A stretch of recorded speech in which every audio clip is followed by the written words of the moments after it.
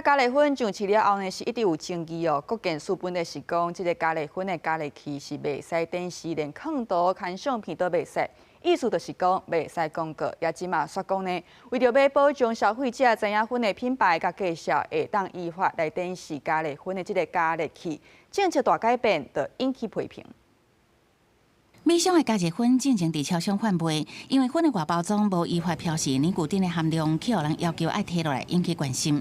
国建署长沈静芬进前要接受访问表示，加热薰的载具袂使是体录云电视。啊，毋过国建署顶礼拜所发布行政解说函，以保障消费者知影薰的品牌介绍的理由，同意会当依法必要电视，互反薰团体批评是政策大动员。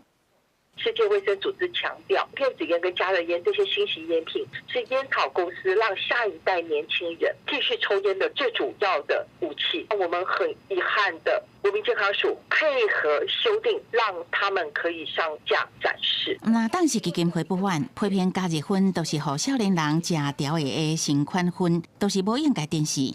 家长团体嘛烦恼囡仔会因为真介意真水的外观煞食调的。 大辣辣的秀出来，哇，那个载具很漂亮，很美观。那你小朋友一进去超商一看到的时候，他马上觉得，这什么东西啊？是如何？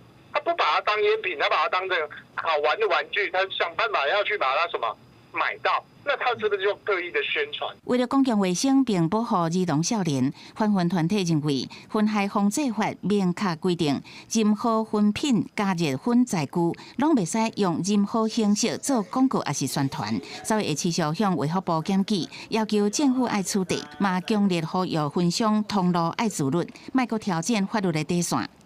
公司新闻采访报。